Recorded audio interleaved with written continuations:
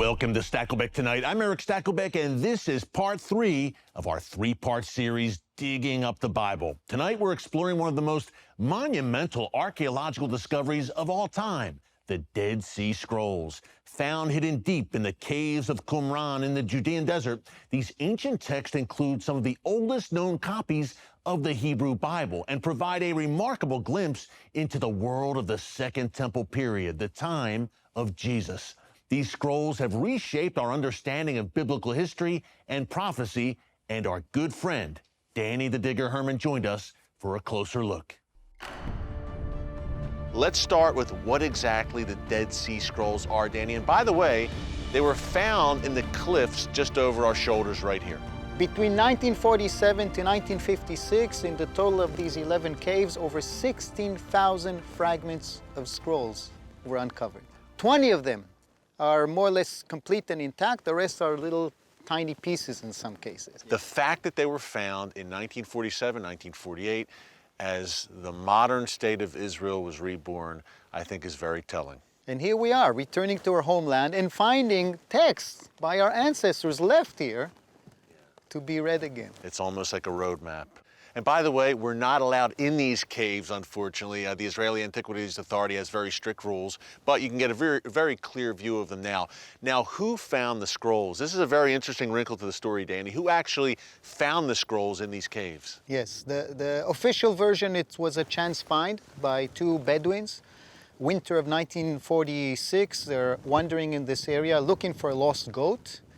That's the official version. I suspect that they may have been scouting for antiquities, but one way or the other, they found a cave, which is later listed as cave number 1, with 10 jars. 8 are empty. One has a lot of brown soil in it, according to their report. And the 10th one has 7 wrapped scrolls. Now, they're not know what they're holding. So they go to an antiquity dealer in Bethlehem. That's where the antiquity shops are to this day.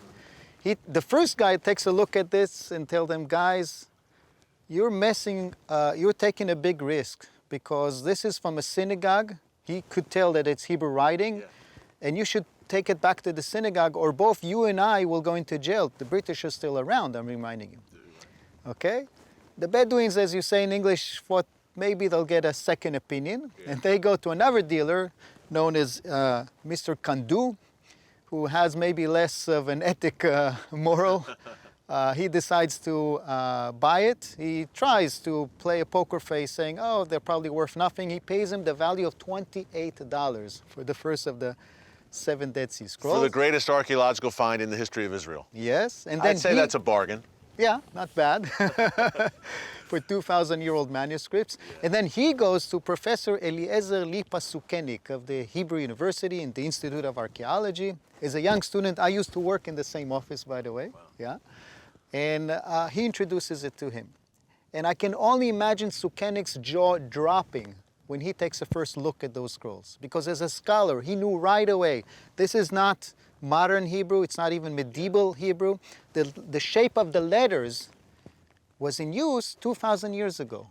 The day that Sukenik ends up buying some of the scrolls, he returns from Bethlehem with the scrolls in his arm, and when he opens them on the radio, he hears something quite interesting, the UN voting for the birth of the State of Israel. It was the 29th of November 1947. The day that the UN approves of the Jews to have a nation, a Jew is holding manuscripts that were written by Jews here 2,000 years ago. Proving the ancestral claim to the land. That's quite a moment. Folks, the Dead Sea Scrolls are possibly the most important archaeological discovery ever. And no one better to unpack it for us than the one and only Danny the Digger Herman. Hey, we are digging up the Bible. And Danny, the Dead Sea Scrolls, and you're here with us 3 nights in a row. This is part 3 of our great series. But the Dead Sea Scrolls, any recent information that sheds more light on them? I wish I could report on new scrolls that have been found. I wish, because it's really such an amazing discovery that is still considered the most significant archaeological find ever made in the Holy Land to this day. But the last scrolls were found in 1956. We don't have any more scrolls. We can, study them again, use more techniques and so on. But I've got some news about one of the caves where scrolls were found. one of my colleagues, Dr. Oren Gottfeld, has recently conducted a survey hoping to find more scrolls. And one of the caves that have been surveyed in the past, he went and dug deeper. And in the depth of the cave, he found not scrolls, but fragments of jars and lids just of the same type as the cave number 1, where the first scrolls were uncovered. Meaning there were jars definitely coming from Qumran and probably for stashing more scrolls. Now, the question is, where are the scrolls? So we have 2 candidates, or maybe 3. First of all, they may have been taken by someone at some point of time and there's no documentation of it. But there are 2 cases in documented history where ancient scrolls were reported to come from that area. The first time was in the 9th century, when there's some monk reporting on people finding ancient Jewish manuscripts in caves near Jericho. It was probably scrolls that were uncovered then. And then in the 19th century, there's an antiquity merchant called William Moses Sapira that shows up in Germany around 1883 with 15 ancient scrolls, or so he claims. The problem is that he was selling a lot of stuff beforehand to the Germans, which proved to be clearly cheap fakes. So he had zero reputation, but maybe this time he's holding something real.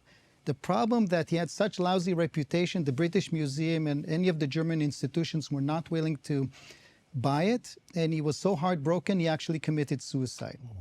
And then the pieces went on auction. Some guy sold them, bought them for £10. And then the founder of Sydney University, I forget his name, he bought it for about £25. He just liked buying stuff, and he took it to his home, and no one in the scholarly world ever looked at it again. Finding the scrolls of the 1950s, people said, wait, maybe Shapiro actually had real scrolls. Guess what? The house of that guy from Australia was burnt in 1899. So if there were any genuine scrolls there, they evaporated. But we have another cave of jars that once contained scrolls. Wow.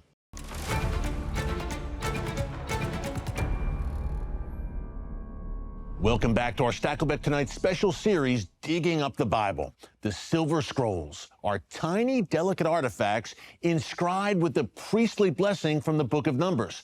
They are the oldest known written fragments of Scripture dating back to the 7th century BC. Let's take a closer look. The Silver Scrolls, tell us about them. To tell the story of the Silver Scrolls, we have to go back to the year 1979. Archaeologist Professor Gabriel Barkay is excavating a series of ancient burial caves. Now, generally speaking, when archaeologists come to a burial cave, it has long since been looted by grave robbers looking for buried treasure. And what happens here? Professor Barkay comes with a group of 12 and 13-year-olds to come and excavate this area, not really expecting to find very much. And there was one 13-year-old boy who was a bit more, let's call it rambunctious, than the others, who was always coming and bothering Professor Barkay. So Professor Barkay says to him, well, here's this ancient cave over here, again, adjacent to Mount Zion, the Hinnom Valley. And he says, why don't you go into that cave, clean it up, and just do that for the next couple of hours. It's a 13-year-old kid. Annoying as anything. And what happens? Some time goes by, and all of a sudden, Professor Barkay feels someone tugging at his shirt. And he turns around, and he sees this boy, Nathan. And he's holding in his arms ancient pottery and jugs. And Professor Barkay said, where did you get that from? Because we told me to go into that cave over there, and it's just full of stuff. Professor Barkay said, he couldn't believe it. He says, this wasn't the discovery of Nathan's life. He says, this was the discovery of my life. And he's a renowned archaeologist, Gabriel Barkay, here in Israel. Absolutely. Yeah. What had happened is, perhaps because of an earthquake or some other disturbance, the roof of this ancient burial cave collapsed. When the graves of this area were looted, the grave robbers looked past this one because they didn't see that there was anything there. They just thought there was nothing to be found until this 13-year-old boy comes along. And what does he discover? Among ancient gold and silver jewelry and pottery and coins, discovers 2 tiny silver scrolls, rolled up tightly like little cigarettes. And they didn't know what they were. They looked like amulets or pendants of some kind.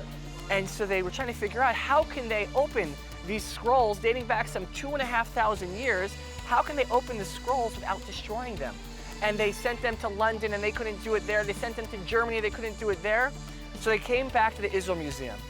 And it took a period of about 3 years until they figured out a technology that would enable them to open the scrolls. Wow, so these extremely fragile ancient scrolls have 3 years before they could actually open them and see what was inside, and what they found was incredible. What was inside? When they open the scrolls, they find the earliest extra-biblical source for verses straight out of the Bible. We're talking about verses from the book of Numbers, verses 24 through 26, chapter 6. We're talking about the priestly blessing. May God keep thee and watch over thee, right? That we all know so well, found just a few feet away from where we're standing right now, 400 years earlier than the Dead Sea Scrolls.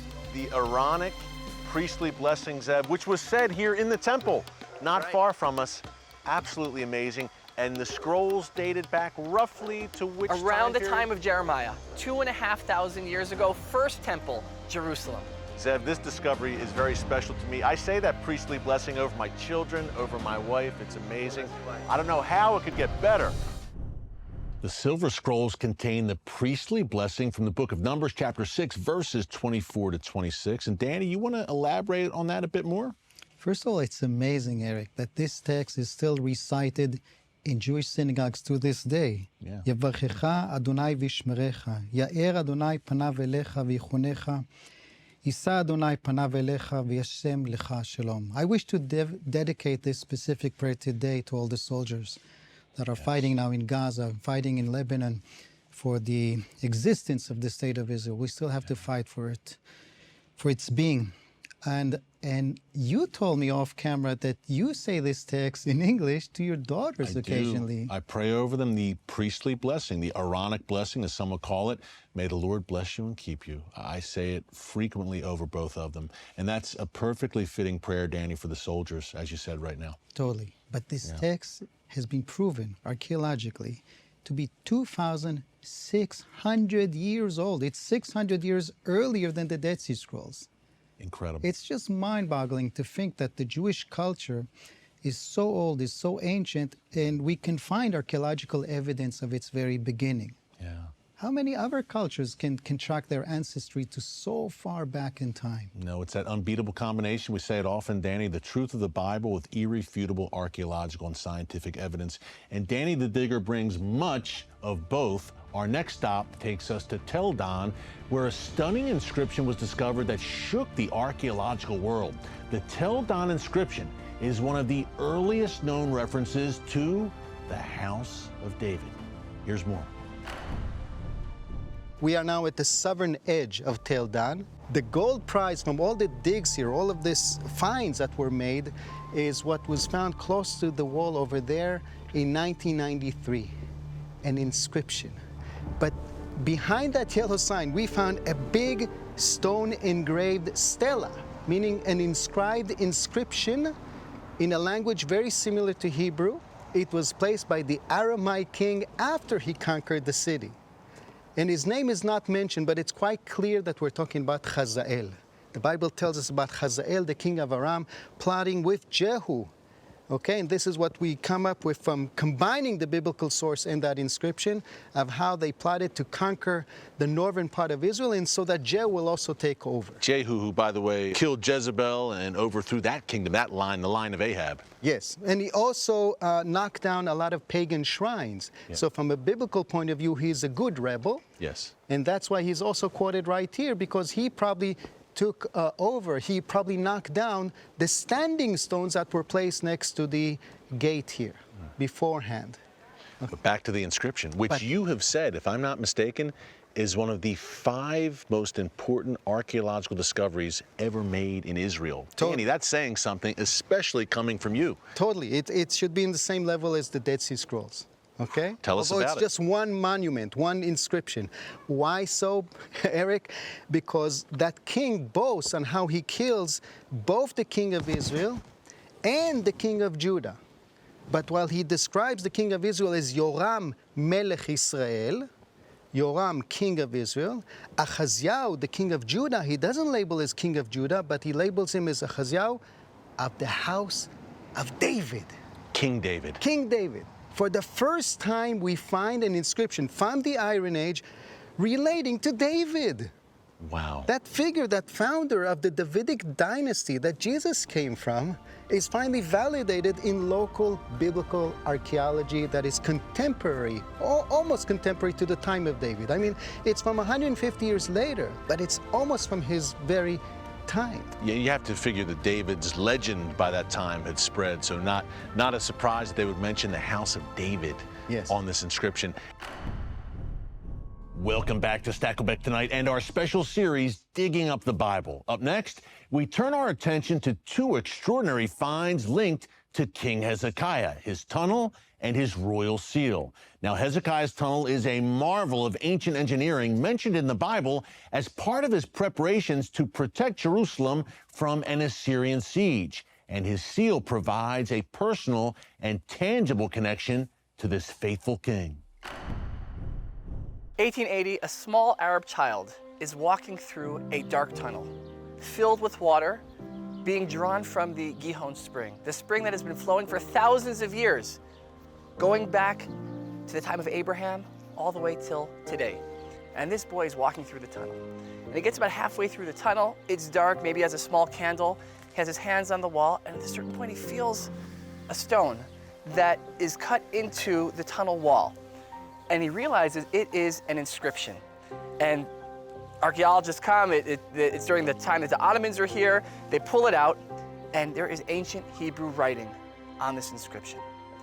And it recounts a story of two teams of engineers who were engineering a tunnel 533 meters in length.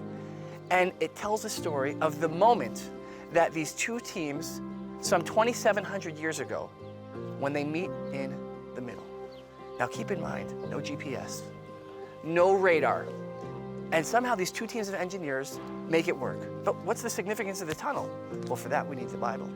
Whose tunnel was this? That's what the Bible's going to tell us. If you look in 2 Kings, 2 Chronicles, the book of Isaiah, it tells the story when the Assyrians, they've exiled the kingdom of Israel, and now they come for the kingdom of Judah. And they've gone through city after city, Lachish and all the others. And all that's left is Jerusalem. The major prize, the capital city, Jerusalem. Right. Exactly. Hezekiah is the king.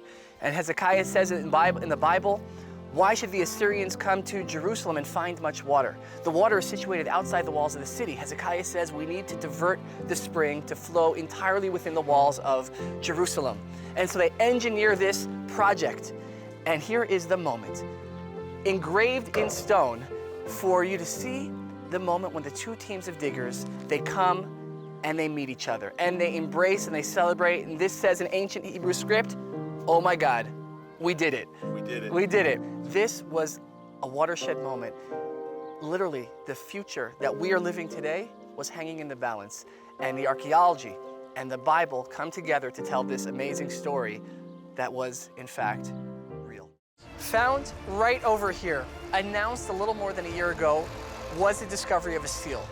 A seal bearing the name of a figure from the Bible, but not just any figure. The name on the seal, dating back 2,700 years ago, was Hezekiah, son of Ahaz, king of Judah. Wow, King Hezekiah, one of the great figures of the Old Testament, Zev, a direct descendant of King David. That is absolutely correct. Someone who was facing challenges similar to the ones faced by the Jewish people here today in Jerusalem. The Assyrians, Sennacherib come, try to break the connection of the Jewish people with Jerusalem. And just like 2,700 years ago, they failed. Those who try to do the same thing today will have no more success. That's right. You know, it's interesting. King Hezekiah, as you said, Zev, surrounded by enemies on all sides, but one of the good kings. Without a doubt, the record will show. And tell us a little bit, Zev, about the seal of Hezekiah. What's on it? So the seal is about the size of a fingernail. On it, aside from his name, his father's name, and that he was king of Judah, you have an Egyptian ankh, a symbol showing the alliance, perhaps, that existed between Hezekiah and Egypt, both fighting against the Assyrians at the time. Stakelbeck Tonight, my all-new nightly series on current events through a bold biblical lens. Make sure you hit the subscribe button so you never miss an upload, and tap the bell icon so you're notified every time a new video is posted. And don't forget to share your thoughts, insights, and comments below. Thanks for watching, and God bless.